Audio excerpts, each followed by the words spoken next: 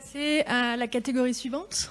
Donc, Content et Webworks. Donc, si vous voyez vos logos, n'hésitez pas à vous mettre juste à côté pour vous préparer pour pitcher. La catégorie Content and Webworks, c'est quoi? C'est, entre guillemets, une startup qui va venir être présente et changer les métiers sur le web. Donc, ça peut être du e-commerce, ça peut être de la food tech, ça peut être des marketplaces. Et on va accueillir aujourd'hui une dizaine de startups qui sont dans ces nouveaux métiers, qui sont présents sur le web. Super. 4MP, Chain4Wallet. C'est toi? Quel est ton prénom?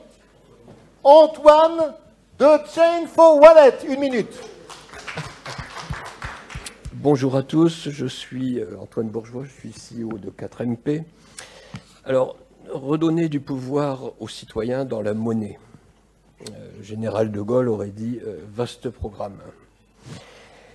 Donc si je donne 3 exemples, le premier, les territoires et les circuits courts. Si on renomme la monnaie euro pour l'appeler euro Bretagne, euro Tours, euro Lyon, euro Lille, euro mon territoire préféré, en fait, les circuits courts s'intègrent implicitement dans la monnaie. Le deuxième exemple, la fidélité et le commerce. Si on renomme la monnaie euro pour l'appeler euro Carrefour, euro Intermarché, euro ma marque préférée, euro mon commerçant de tous les jours, même chose, la fidélité s'inscrit automatiquement dans la monnaie. Et tout ça, c'est bon pour la planète, puisqu'on simplifie les choses et on consomme moins de matière, moins d'énergie. Troisième exemple, alors là, je quitte la référence planète. Facebook Meta, je pense que tout le monde est au courant dans la salle, souhaitait créer une monnaie il y a plusieurs mois. C'est vrai qu'il s'appelait... Alors, elle s'appelait Libra dans un premier temps, elle s'appelait Diem dans un second temps. Ah, d'accord. Tu les as tués, ces monnaies-là? Un peu de modestie.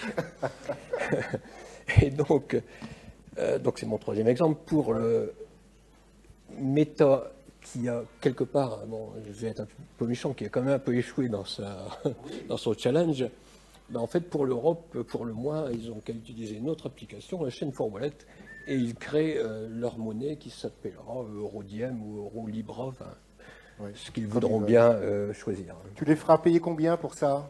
La même chose que les autres. C'est-à-dire on a business model. Un business model qui est particulier. On a souhaité que toutes les associations, même des petites entreprises ou des petites communautés de communes, puissent utiliser cette application et créer leur monnaie. Donc on est à un prix forfaitaire de 3 000 € pour la création de cette monnaie. Et pour Meta, c'est 3 millions d'euros? Non, pour Meta, ce sera la même chose. Ah, d'accord. C'est notre choix. Hein. Bon, okay. Après, on peut le dire. Antoine, je te reconnais start-upper et humaniste. Merci beaucoup, Antoine. On essaie de mettre.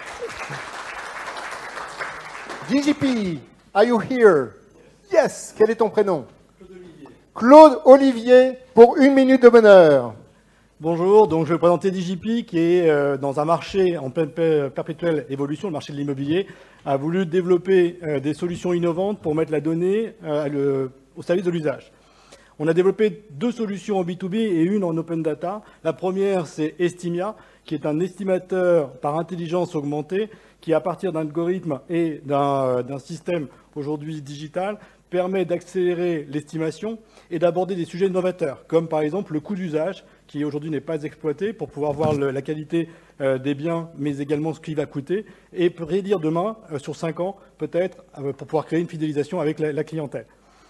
On a un deuxième système qui est Bonissimo. Bonissimo est aujourd'hui un guide pratique de l'immobilier avec des astuces, des conseils, de la formation pour pouvoir permettre aux agents immobiliers de s'améliorer et d'être un peu plus performants vis-à-vis de leur clientèle.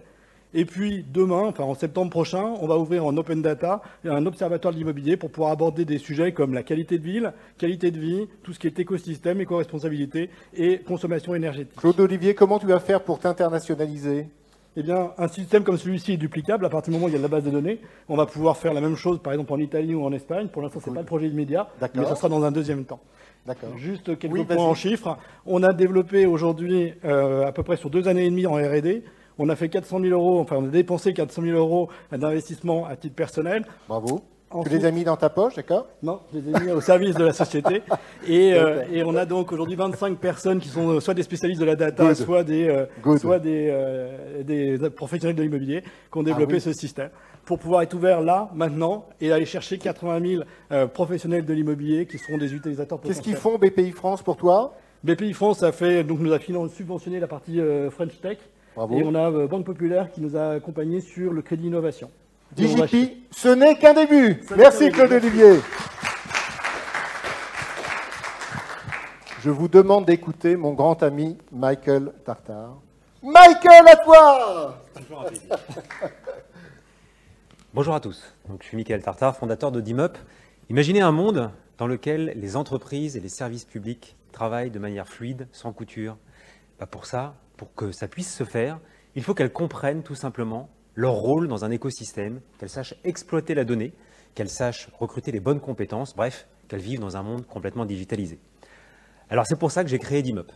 Tout simplement pour aider ces entreprises, qu'elles soient privées comme publiques, à comprendre leur plein potentiel digital, à découvrir à la fois leurs forces, mais aussi leurs faiblesses pour œuvrer dans un monde numérique. Il y a déjà aujourd'hui plus de 130 abonnés à la plateforme, dont 10% sont à l'international. Donc j'ai déjà des étrangers, voilà, des gens qui ne parlent pas français, qui sont abonnés à la plateforme. Et la structure est par naissance internationale, puisque voilà, dimup.com, c'est complètement international. Génial. C'est quoi tes partenaires? Les 7 partenaires les partenaires sont de différentes natures. Il va y avoir à la fois des cabinets de conseil qui utilisent la technologie. Qui par exemple, si tu peux le dire? Par exemple M2Help, par exemple Howard Partners, qui sont des consultants qui font, eux, des missions d'accompagnement à la transformation digitale de leurs clients, petits comme grandes entreprises, j'ai oublié de le dire, mais on a à la fois des toutes petites, mais aussi des très grandes structures qui utilisent la plateforme. Et là, donc, ces cabinets, par exemple, accompagnent et font du coup régulièrement des diagnostics. Juste pour information, un diagnostic, quand on le faisait il y a une dizaine d'années, j'en ai fait voilà, quand j'étais chez Bearing Point. Quand tu étais petit. Ça coûtait environ 100 000 euros pour une grande entreprise, et ça prenait 6 semaines. Avec DIMUP, on va le faire en quelques jours et ça va coûter évidemment beaucoup moins cher. Donc, on va pouvoir le faire beaucoup plus fréquemment et intégrer toutes les innovations, dont celles qu'on a vues aujourd'hui, voilà, qui vont du coup apporter leur service et répondre aux enjeux de demain. Michael de DIMUP, merci beaucoup. Merci. DIMUP. Next, Doc2Web, c'est ça? Doc@Web, c'est beaucoup mieux. 2 hommes solides sont avec nous. Bonjour à tous. Vous avez 1 minute. Merci beaucoup. Qui n'a jamais rencontré de difficultés pour lire, négocier, résilier un contrat, suivre ses échéances ou contrôler ses factures? Avec son ergonomie optimisée et son architecture sécurisée, nous permettons aux opérateurs de pouvoir piloter leurs contrats et aux managers de pouvoir les consolider à différents niveaux. Pour les DAF ou les directeurs d'achat, grâce au tableau de bord personnalisable, la gestion prévisionnelle ou de trésorerie se fait en toute sécurité. Avec Patrice, nous avons utilisé notre expertise de DAF et de DSI de transition pour créer Doc@Web. Doc@Web, le logiciel de gestion de contrat qui permet de contracter en toute décontraction. Patrice, tu veux nous dire un mot? C'est sympa d'être associé avec lui ou ça dépend? C'est top. Oui, on a eu de la chance, on s'est très bien trouvé, on est super complémentaires et voilà, on a sur les fondements de l'entreprise, on est vraiment en accord sur ce qu'on veut faire, notamment au niveau sociétal, etc. Notamment Au niveau sociétal, etc. Ah oui. Doc@Web, merci beaucoup d'être venus tous les deux. C'est top. Et maintenant, Ethics and Trips. Quel est ton prénom? Anne, et je veux parler d'Ethic Hotel parce qu'on change de nom Ethic and Strip que dans 2 jours. Très bien, c'est toi qui décides. Anne, pour 1 minute de bonheur.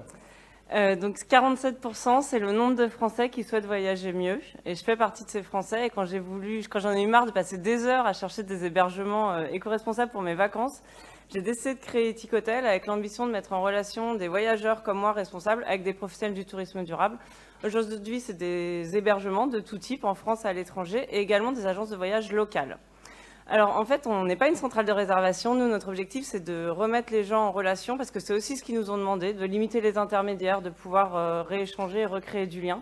Donc on fonctionne par affiliation et on se rémunère quand même au juste business apporté à ces professionnels. Donc fort de tout ça, j'ai réussi à clôturer une première levée de fonds il y a 4 mois. Combien 130 000 euros. Bravo.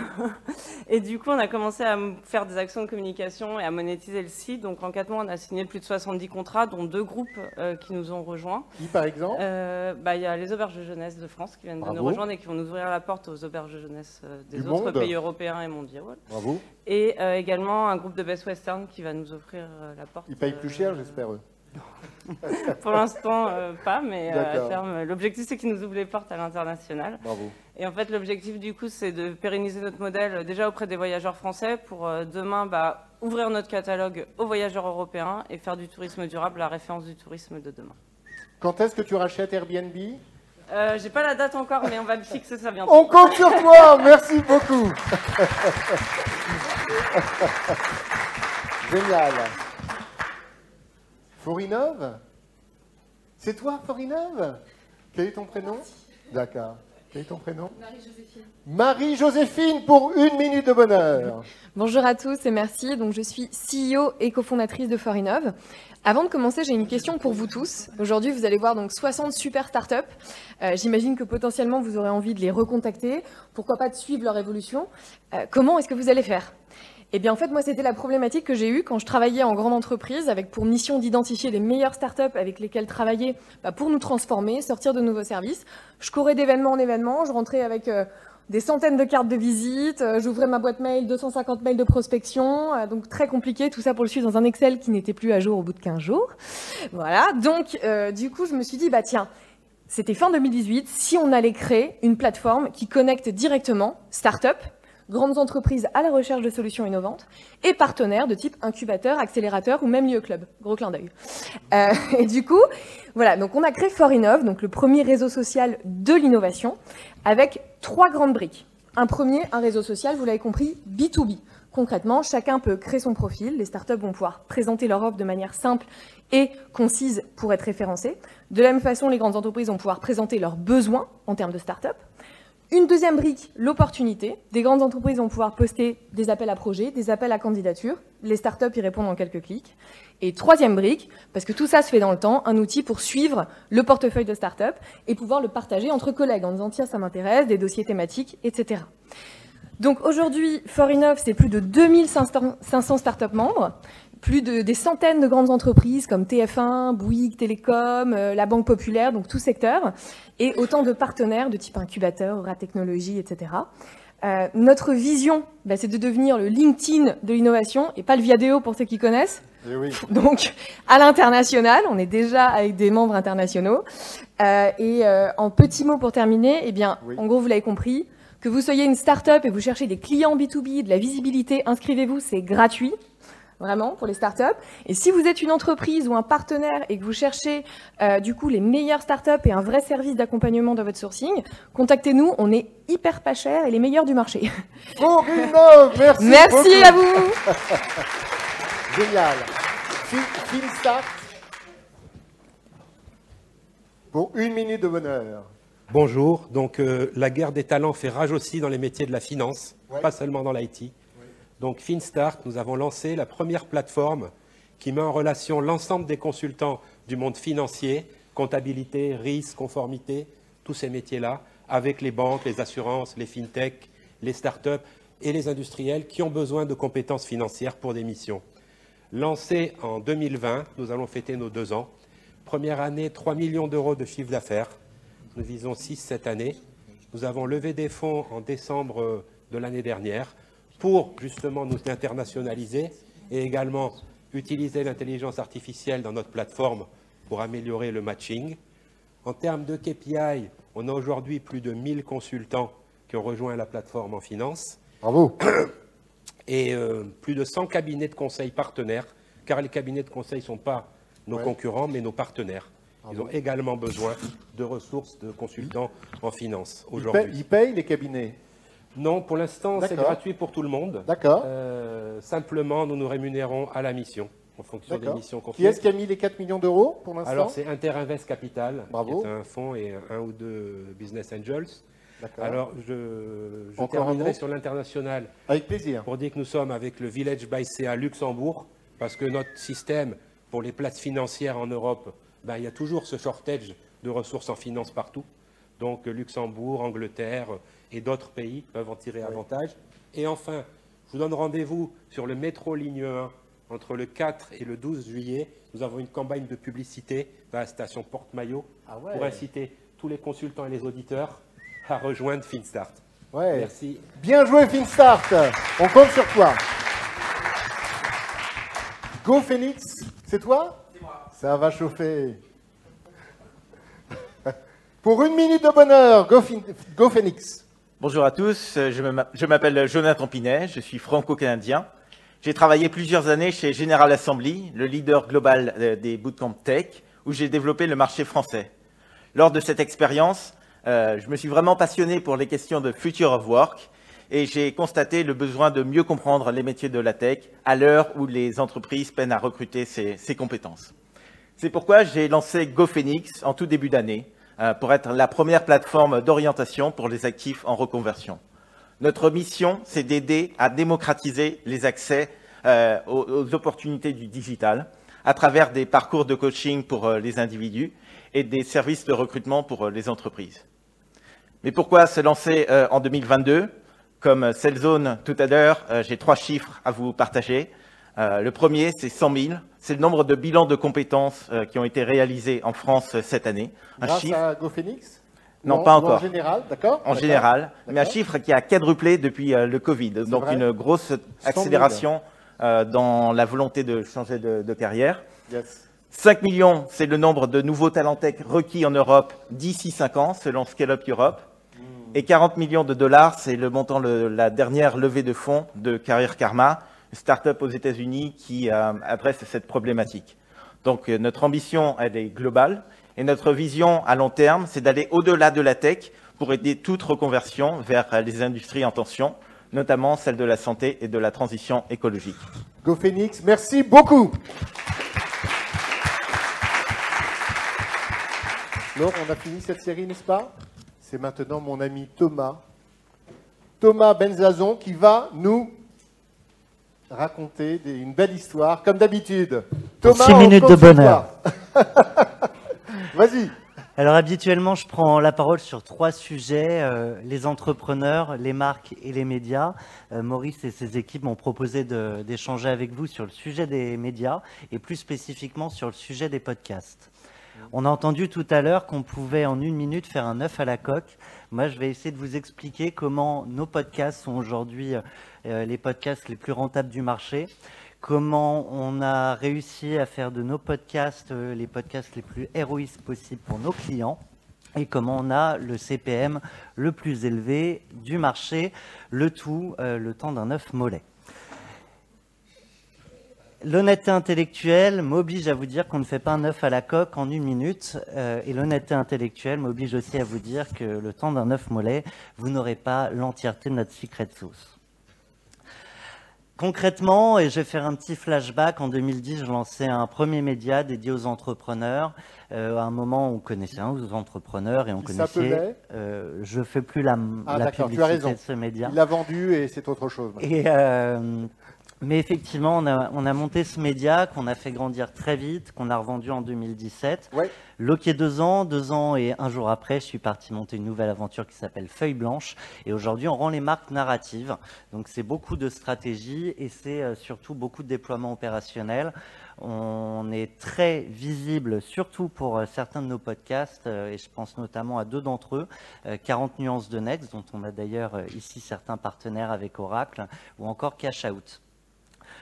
Pourquoi on a réussi à très vite percer sur ce marché? Alors évidemment, on connaissait le monde des médias, mais c'est vrai qu'en 2020, des podcasts, et vous pourrez sûrement nous en citer beaucoup d'autres, il y en avait beaucoup.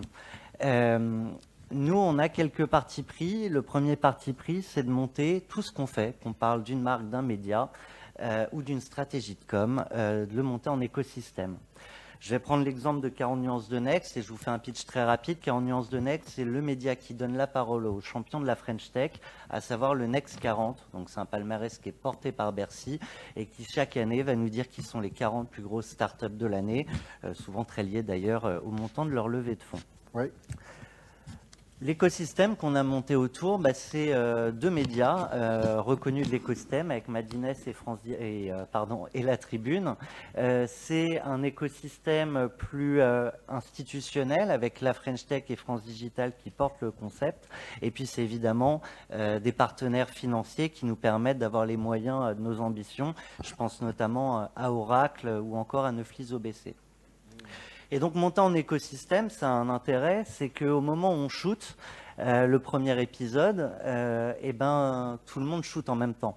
Donc on va remonter dans les écosystèmes de chacun, on va remonter aussi beaucoup plus vite sur les algos des plateformes, les Apple Podcasts, etc. Donc ça, c'est un premier parti pris. Le second parti pris, c'est de se différencier. Souvent, on se dit, quand on veut monter un contenu, podcast ou non d'ailleurs, il y a déjà du monde. Comment je vais me différencier? Alors déjà, s'il y a du monde, ce n'est pas forcément une mauvaise chose. Par contre, la question, ça va être de ne pas faire pareil. Nous, on est persuadés que le monde du podcast aujourd'hui nécessite une nouvelle approche, à savoir le séquençage, à l'image d'une émission télé. Je pense souvent à Quotidien. Certains sont fanats de la BAC de... comment s'appelle-t-elle là, je vois qu'il n'y a pas trop de fans de la brigade culturelle de Ambre Chalumeau ou le 19h30 de Julien Belvert. Donc nous, c'est la même chose, typiquement 40 nuances de Next. On a un format ultra rythmé sur l'entreprise et un format également ultra rythmé sur l'entrepreneur derrière l'entreprise. Ça nous permet aussi de faire du snack content. Aujourd'hui, il y a beaucoup de débats dans les équipes marketing. Où est-ce qu'on fait du format très court pour avoir un taux de complétion parfait, ou est-ce qu'on fait du format long? Nous, on fait les deux. On conçoit des formats longs pour vraiment proposer du fond à notre audience et en même temps, on conçoit tous nos formats de manière séquencée pour pouvoir faire des extracts ultra pertinents pour nos audiences. Tu as des clients start-up? Quelques-uns, ouais. Je pense à Jeudi Merci, qui est une boîte dans la Martech, pour qui on a conçu un format autour de l'expérience client en B2B, qui est un podcast qui s'appelle Les Fous du ROI. Vous verrez le jeu de mots sur Les Fous du Roi. Et donc, l'autre point, j'aurais tellement de choses à vous dire et je vais essayer de faire quand même relativement court pour donner la parole aux startups qui sont venus pitcher. Mais on se trompe aussi souvent de combat quand on fait du contenu. Certains se demandent, il me faut un ROI tout de suite. Un contenu qui a une audience, qui génère du business, ça prend parfois un peu de temps. L'autre sujet, c'est de viser l'audience. Nous, on a plutôt tendance à se demander qu'est-ce que vous voulez faire avec cette audience. Il vaut mieux 100 personnes qui vous sont ultra fidèles et à qui vous allez générer du lead et du business sur la durée que 20 000 écoutes par épisode, mais qui ne vous ramènent pas de business. Donc, ce qu'on essaye de faire, c'est de concevoir des écrins expérientiels, des contextes émotionnels et relationnels pour nous et nos clients. Et je vais peut-être, je ne sais pas du tout le timing, je me suis pas... Mais je vais vous donner un exemple de ce qu'on fait avec Cash Out, qui est un podcast où les entrepreneurs racontent leur exit, donc la vente de leur boîte en musique. Il y avait déjà 2 podcasts sur ce sujet-là et en fait, on est celui qui remonte aujourd'hui le plus d'audience. Bravo. Pourquoi? Déjà parce qu'on a décidé du coup de ne pas faire comme tout le monde.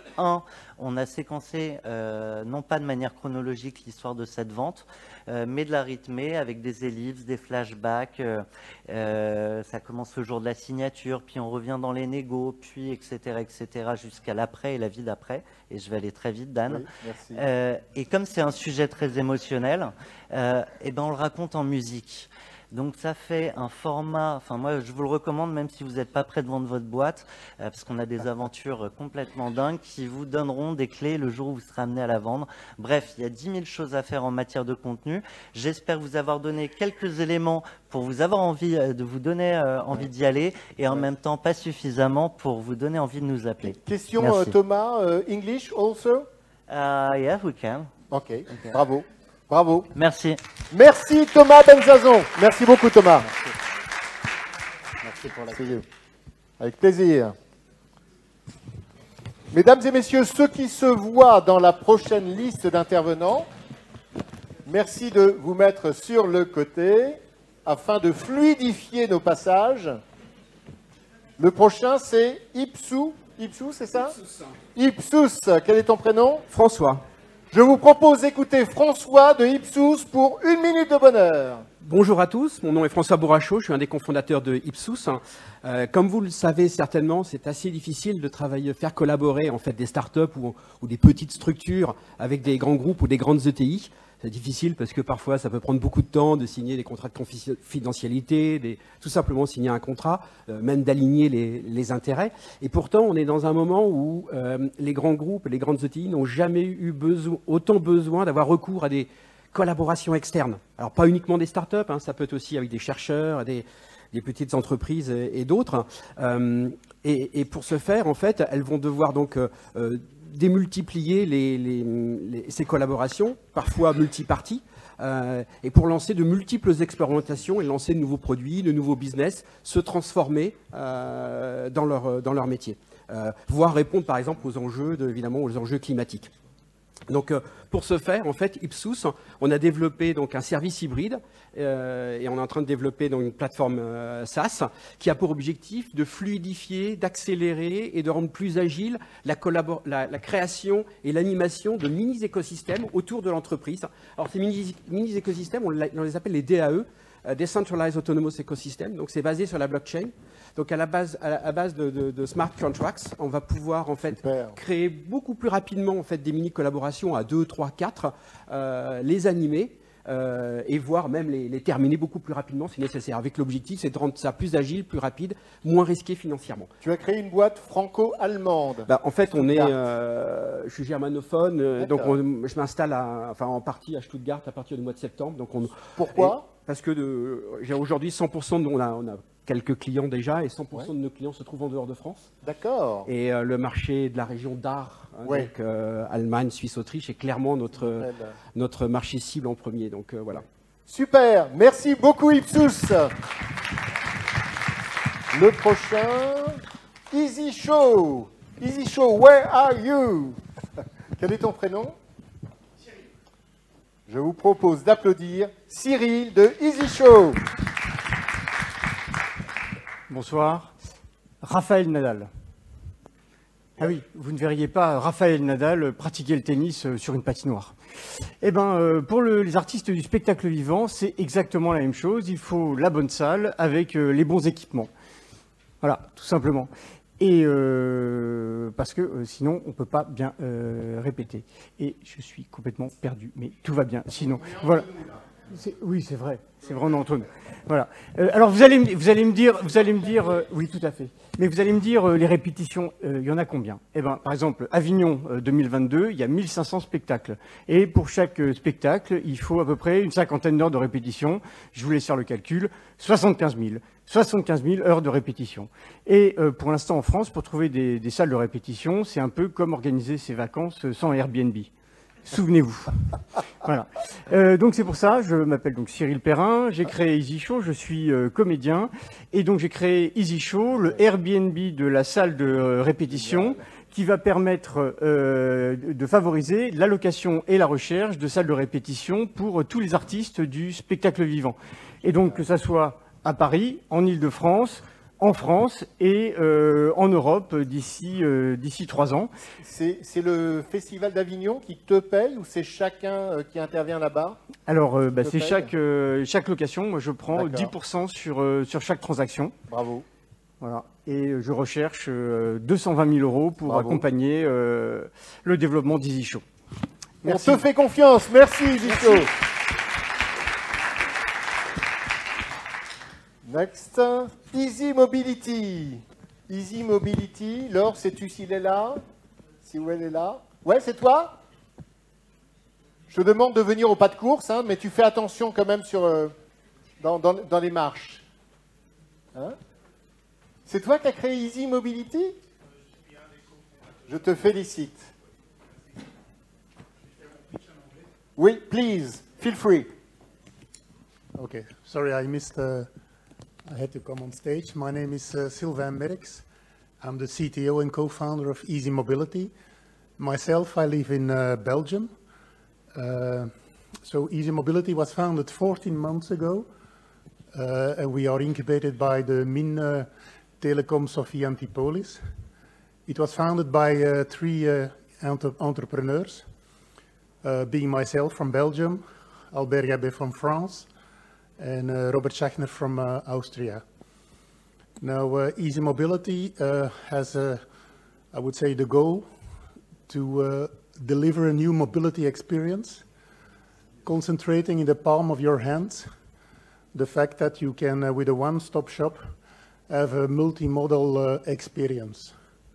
Our mission is to promote carpooling, car on demand, car sharing, but also offering micro-mobility solutions like e-scooter and e-bikes, and as such contributing to, I would say, the decarbonization of the Earth. So that's one of our things. What did BPI France bring to you? Yeah, first of all, they helped us out in the Smart Mobility Days in Turkey. They also gave us some money, a little bit of money. How much? Do you know? I don't okay, recall. no problem. You are not a man of money, I see. No, I'm a CTO of Easy Mobility. Okay, the CEO could not come today. Okay, good. But further on, what I wanted to say is that our secret sauce is the fact that we are using car dealers. Car dealers are our trusted party. They create confidence towards the end customers, and they also maintain the, I would say, car park or other mobility parks. Also, we have an international... Last phrase. Yeah. Also, we have a strategy on internationalization. We have a partnership signed with a Turkish company, as well for distribution as for research and development. We are present thanks to Business France in the Smart Mobility Days in Turkey. And as such, we have big leads now related to either manufacturers or big automotive groups. Thank you very much, Easy Mobility. Ouais. Merci beaucoup. Bon, je voulais dire que je parle aussi français, donc s'il y a des questions après, je peux les répondre en français. Tu es formidable. Merci. Merci. Le prochain, Kenest. C'est toi? Oui. Quel est ton prénom? Vincent. Je te souhaite la bienvenue. Kenest pour 1 minute de bonheur. Donc bonjour à tous. Qu'est-ce que c'est Kinest? Donc Kinest, c'est une technologie et un réseau de commerce de proximité où vous pouvez déposer vos clés. Donc nous sécurisons et nous garantissons la traçabilité de ces clés-là grâce à 2 choses. Donc une application que nous donnons aux commerçants et la seconde, donc un porte-clés avec de la NFC à l'intérieur, tout simplement. Ce porte-clés-là, donc avec une puce NFC, il va permettre de lier la clé physique que vous avez entre les mains et la clé virtuelle que vous avez créée sur le site Kinest. Le commerçant, lui, il va devoir scanner à chaque fois qu'il va avoir un mouvement de clé pour que vous ayez en fait toute cette traçabilité-là. Donc que vous soyez notifié en temps réel pour tous les dépôts et retraits de clés. Aujourd'hui, sur le mois de mai, nous, on a pu voir qu'on a fait 18 000 mouvements de clés en France et 80 000 à l'international. Tout ça qui va augmenter en fait avec l'été, et on en parlait avec les Airbnb. Aujourd'hui, nous, dans l'entreprise, on est 30, 32 même, c'est écrit. On vise 45 pour l'année prochaine. Et tout ça avec un chiffre d'affaires, nous visons donc 2 millions d'euros en chiffre d'affaires pour 2023. Tu connais quelque chose sur le partenariat avec La Poste et Casino? Oui, les pick-up. Les pick-up, ouais. Oui, tout à fait. On est en partenariat du coup avec pick-up. Comment dire, vous pouvez aller déposer vos clés donc, dans les consignes pick-up, comme le ferait une personne qui délivre un colis. Ils sont sympas, ils te payent un peu Alors, c'est nous qui les payons plutôt. Ah bon, d'accord. Dans ce cas-là, C'est un autre modèle. C'est un autre modèle, oui, tout à fait. Pas cher, il faut croire. Il faut croire. Ok, ça veut dire que tu y trouves ton intérêt. Bien sûr. Kinest, merci Merci beaucoup. à vous. Little Big Connection, j'aime beaucoup ton nom. Bonjour à tous. Little Big Connection, c'est quoi? Little Big Connection, c'est une entreprise française qui est leader en France et à l'international dans l'accompagnement et la vente de solutions technologiques pour les entreprises étendues. Notre ambition, c'est d'être le leader mondial du Total Workforce Management en accompagnant les entreprises, en cassant les silos de internes et externes dans les entreprises, en pouvant leur proposer les meilleurs talents au meilleur moment et au meilleur prix. Aujourd'hui, on est présent dans 16 pays dans le monde. Nous avons réalisé en moyenne en croissance 130% du chiffre d'affaires et cette année, on attend 300 millions. Nous sommes les seuls à proposer en fait une plateforme SaaS qui permet de gérer de A jusqu'à Z tout ce qui touche de près ou de loin à la prestation intellectuelle et de lier cette plateforme à une marketplace permettant en fait de trouver le bon talent au bon moment. Aujourd'hui, cette marketplace représente 350 000 profils, donc en France et à l'international. Donc, pour faire simple, on n'est pas dans un marathon, mais on est plus dans un sprint puisqu'on est encore les seuls à faire ça. Et du coup, c'est vraiment la course. C'est quoi Mantou C'est un groupe qui nous permet tout simplement de faciliter la vie en entreprise, donc avec des aspects de mise à disposition de services financiers, RH et des locaux à travers le monde. Ah d'accord, c'est une boîte de quelle nationalité? Française, Suisse. Suisse, pardon. Ah, Suisse. On leur en veut pas. Voilà. Little Big Connection, merci beaucoup. Next, Nomad Education. Yes, Nomad Education, tu es la bienvenue. Bonjour, Caroline Métro, directrice associée de Nomad Éducation. Alors moi, je vais vous parler d'éducation. On estime que c'est la chose aujourd'hui la plus importante et qu'on n'en parle pas assez. Nomad Éducation accompagne la réussite scolaire de tous les jeunes en France et en francophonie, quel que soit leur niveau social. Nous avons développé, il y a 8 ans, une application gratuite qui couvre les programmes du primaire, du collège, du lycée et de l'enseignement supérieur. 350 diplômes à la révision. De la pédagogie, avec des quiz expliqués, des podcasts, on en parlait tout à l'heure, des mini-cours. Au cœur de cette pédagogie, la technologie. Lauréat du prix Innovation de la BPI, nous avons développé un programme de machine learning pour permettre à chaque enfant d'apprendre à son rythme et de prendre confiance. On parle tous les jours de problèmes de remise à niveau. C'est très important en France et c'est très important en Afrique francophone. Aujourd'hui, l'impact est là. 1,6 million de jeunes nous ont utilisés sur l'année scolaire 2021-2022. 1 million en France, 600 000 en Afrique. Nous avons pour objectif et nous nous sommes engagés à accompagner 6 millions d'entre eux d'ici fin 2023. Nous avons tout pour y arriver. Nous sommes sur smartphone, sans nécessité de connexion Internet. Nous sommes soutenus par la Fondation Deloitte, la Fondation Orange, la BPI et Business France. Et nous sommes une des premières entreprises françaises à intégrer la coalition mondiale de l'UNESCO. Notre projet est simple. Nous voulons aujourd'hui, où l'on voit que la guerre est près de nos frontières, où l'avortement est remis en cause, on veut des jeunes engagés, éduqués, conscients des enjeux de demain. Voilà, Nomad Éducation, c'est tout ça. Et nous sommes ambitieux parce que la francophonie, d'ici 2050, ça sera 950 millions de personnes. Dernier sujet financier, nous sommes une entreprise rentable et autofinancée depuis le départ. Merci. C'est la deuxième. C'est la deuxième fois que je te rencontre. Tu es une femme de conviction et je te remercie. Je t'admire. Merci beaucoup. Merci à toi. Maintenant, un autre style. Pourquoi tu t'es appelé ogre, tu sais? Manger comme un ogre, avoir un appétit d'ogre. Bonjour à tous, je m'appelle Titaïna Baudin, j'ai 34 ans et en 2019, j'ai eu la chance de faire un tour du monde. Pendant ce voyage, je me suis vraiment rendu compte que l'art de la table, le fait de recevoir était ultra français et européen. On était encore un des rares pays où on prenait le temps de se réunir autour d'une table et de manger et de passer un moment tous ensemble. Je me suis aussi rendu compte que même à l'autre bout du monde, on mangeait tous dans les mêmes assiettes uniformisées d'un célèbre grand groupe. Et quand je suis rentrée en France, j'ai voulu moi-même m'acheter de la vaisselle française, éco-responsable, durable, mais surtout accessible, qui soit abordable au niveau de prix. Et je me suis vite rendu compte qu'en fait, 80% des manufactures françaises avaient fermé depuis les années 2000. Et que si on voulait s'acheter de la vaisselle française, on n'avait plus vraiment le choix. C'était soit on achetait du luxe, à 30-40 € l'unité, soit on héritait de la vaisselle de sa grand-mère, soit on achetait en brocante, tout simplement. Et donc c'est à ce moment-là que j'ai lancé Ogre la Fabrique. Donc Ogre la Fabrique, c'est une toute nouvelle marque de vaisselle française, éco-responsable, durable et accessible. Donc nos gammes de prix commencent à 13,90 et on va jusqu'à 19,90. Je peux toucher? Bien sûr, c'est la porcelaine. Super. Et du coup, vous m'avez perdu. Excuse-moi. Excuse-moi. Non, il n'y a pas de souci. Et du coup, notre concept est assez simple.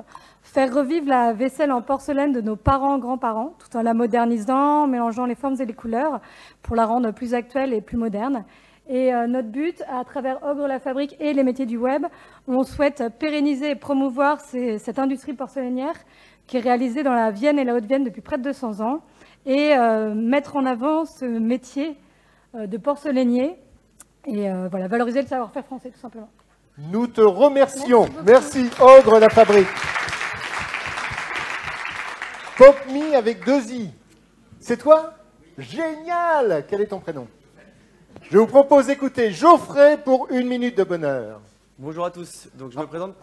C'est bon. Bonjour à tous. Je me présente. Je suis Geoffrey Costille, donc de PopMe, P-O-P-M-I-I.